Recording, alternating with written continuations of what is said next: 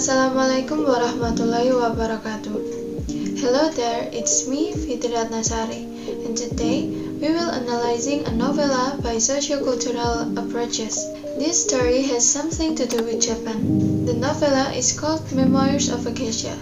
But anyway, do you know what geisha is? Well, geisha is a Japanese female performance artist traditionally hired to entertain guests at tea house and social events. During such event, a geisha will sing, dance, perform music, host tea ceremony, and serve food and drinks, all while engaging lively conversation. Now, let me tell you the synopsis of this novella. Basically, the setting of this story is in Kyoto, Japan in the 1930s and 40s.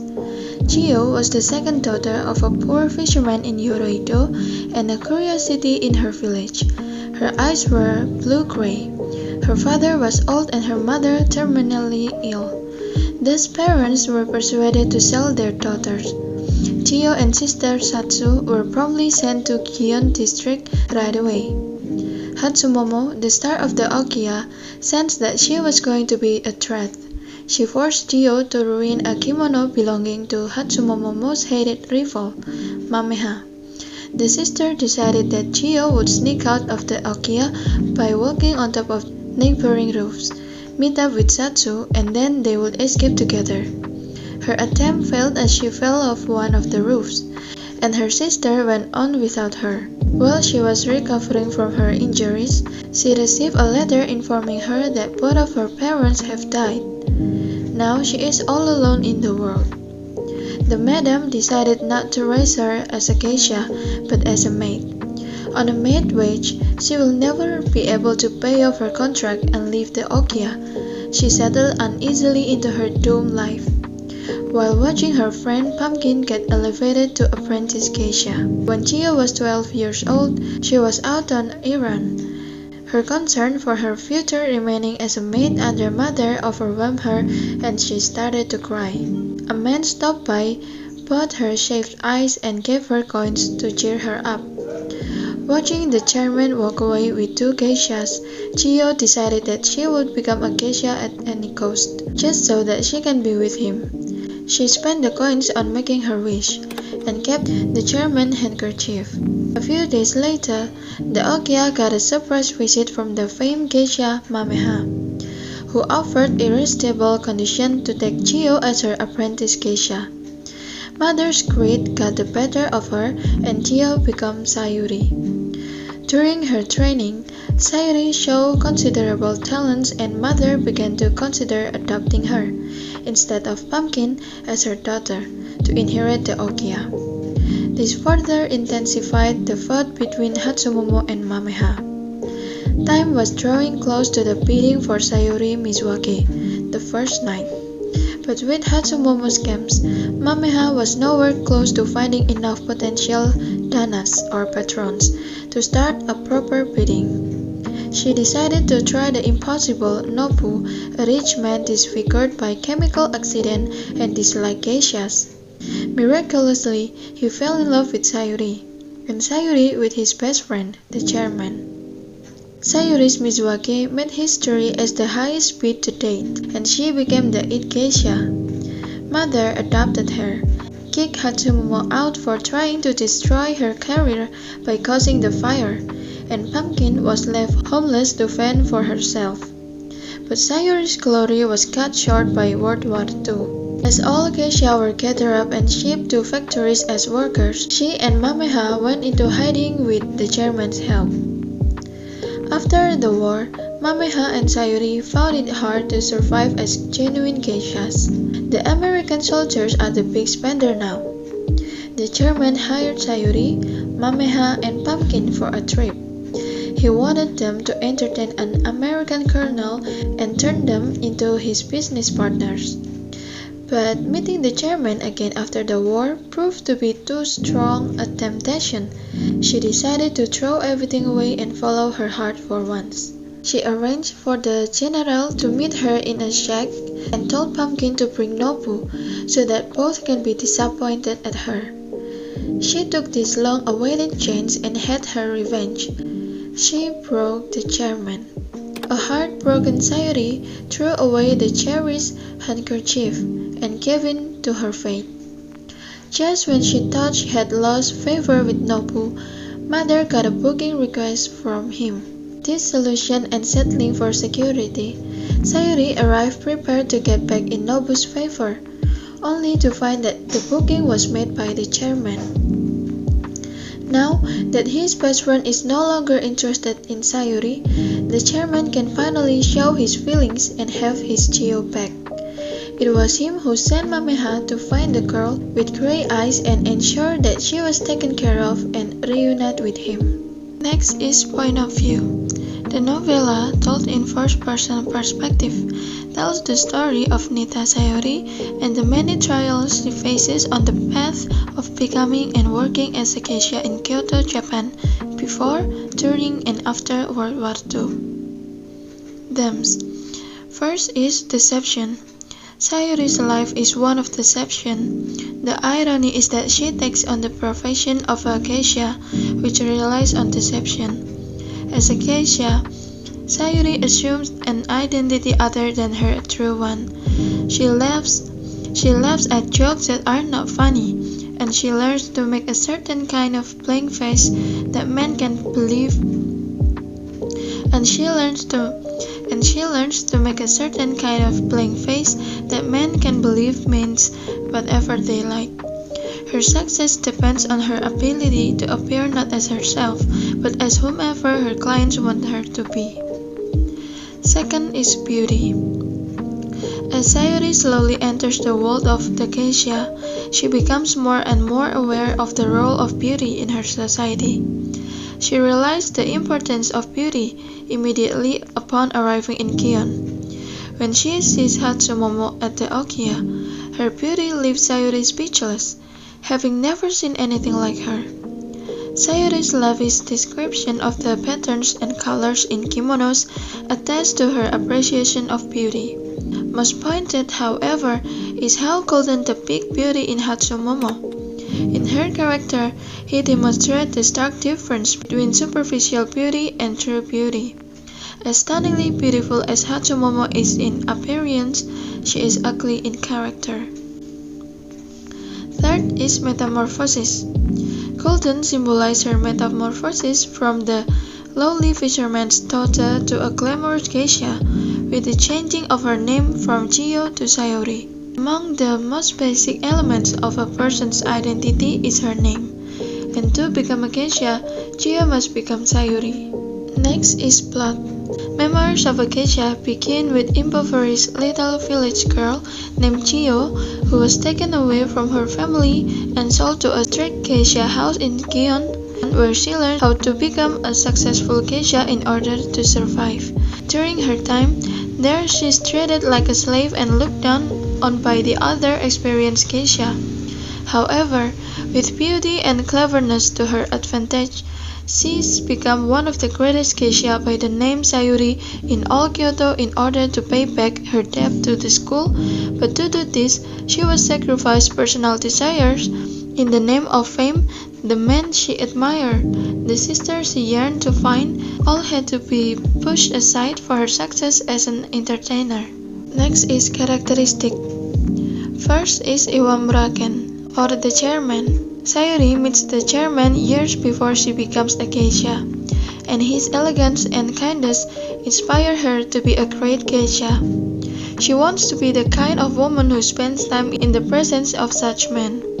The chairman has secret feelings for Sayuri, which he does not reveal because of his loyalty to Nobu. But when Nobu rejects Sayuri, the chairman becomes her dana, a man who pays a geisha to be his long-term mistress.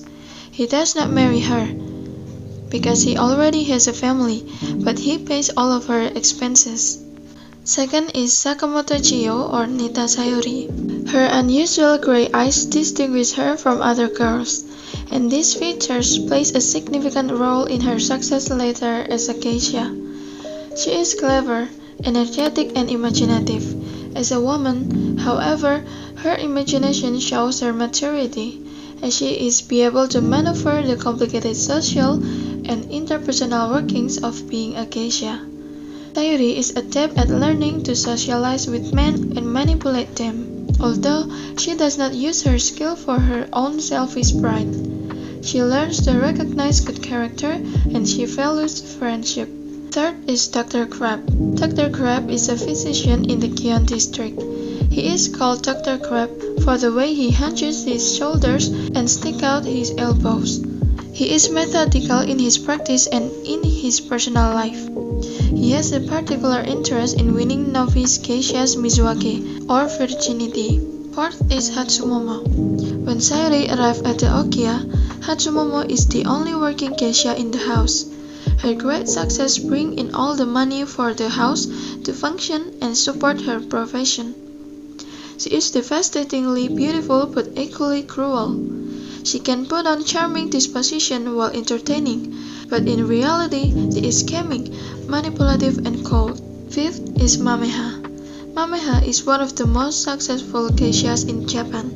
She agrees to take Sayuri as her little sister, an apprentice position. Mameha is not as beautiful as Hatsumomo, but she is kinder and wiser. She is very clever and knowledgeable about the social politics of Gion. She also makes more money than Hatsumomo because she has a dana. Mameha and Hatsumomo are rivals, so Mameha is happy to help Sayuri become more successful than Hatsumomo and end her reign of terror. 6 is Nobu. Nobu is the German business partner and friend. As president of Iwamura Electric, he proves himself a perspective and loyal businessman. Nobu's face and body have terrible burn scars from a bomb explosion during a military maneuver. His heroics also cost him his arms. For this reason, many people are afraid to get close to him, and his harsh demeanor does not make him any easier to approach. Those who know him well, however, find that he is a man of great character and loyalty, who has very human feelings hidden beneath his gruff exterior. 7 is Pumpkin. Pumpkin begins working at the Okia as a servant until she is ready to begin geisha school. She is sweet-natured but not particularly intelligent. She has difficulty mastering the skills taught at geisha schools. Pumpkin and Sayuri are friends until their apprenticeships with rival geisha force them to compete with each other. 8. Sakamoto Satsu. Satsu is Sayuri's sister, although she is 6 years older than Sayuri, 15 at the time she leaves home. She is brokered to a brothel to work as a lowly prostitute because of her plain features and chubby physique. Next is main lead. Geisha is a profession that is highly respected by everyone in the story. This is reinforced by the determination of the main character Chiyo or Sayuri, who tries to become a geisha so that her life is happy. Supporting character. Supporting character might develop their own complex backstory, but this is usually tied to the main character, not completely independent, namely Nobu, where he is a businessman who is not interested in his but can be melted by Sayuri. Antagonist.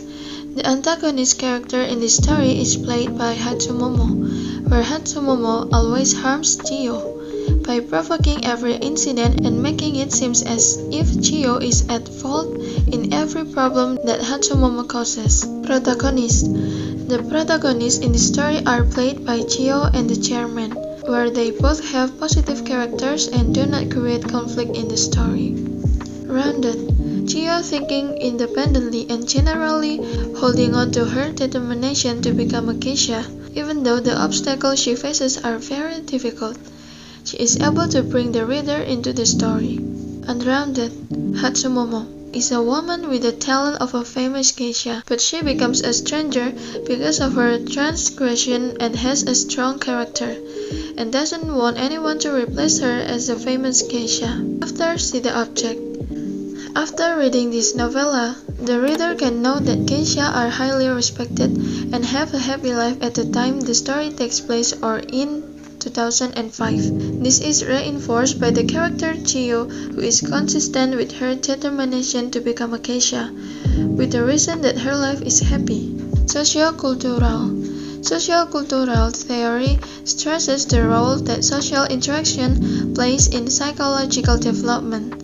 It suggests that human learning is largely a social process, and that our cognitive functions are formed based on our interaction with those around us who are more skilled. Socio-cultural theory focuses on how mentors and peers influence individual learning, but also on how cultural beliefs and attitudes affect how learning takes place. So here are the social-cultural points that have found in this story. First, in 1930s, after great difficulty, Japan is the first country to recover from the depression that affects so many nations worldwide. Economic growth is especially evident in manufacturing, which brings prosperity and modernity to Japan after many years of struggle. Today, Japan's economy is one of the strongest in the world, rivaled only by the United States in gross national product, or GNP. Japan is a major exporter in the international market. Particularly strong export industry are automobiles, electronics, and computers. Second, in 1930s, even into the early 20th century, there are numerous geisha in various districts in Japan. Today, the young women of Japan are more interested in modern careers than in carrying on old traditions that sharply delineate gender differences as dramatically as a geisha tradition does. Because of this, the number of geisha in Japan continues to decline, and the future of geisha is uncertain. Third is a kimono.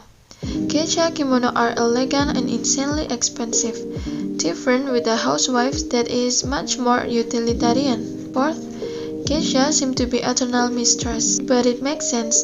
In the context of being a geisha never marry, or at least those who no longer continue as a geisha. Fifth, a geisha is neither a prostitute nor a wife. A geisha sells her skills, not her body. The word geisha means artist. A geisha is a moving art in this floating world. 6. After becoming a geisha, usually that person is given a new name and has a bond with the geisha who guides her. 7. Having a hidden partner without being paid or having a separate relationship with another person is considered lowering her rank as a geisha. And next message. In this story, you can find that Sayuri has self-determination. Throughout the novella, the protagonist Sayuri Nita describes herself as a river, a metaphor that captures the dueling forces of destiny and self-determination in her life. At times, Sayuri is like a river guided by external forces, unable to control the direction her life takes. That's all from me. I hope you can enjoy the whole video that I presented to you. And yeah, thank you. Wassalamualaikum warahmatullahi wabarakatuh.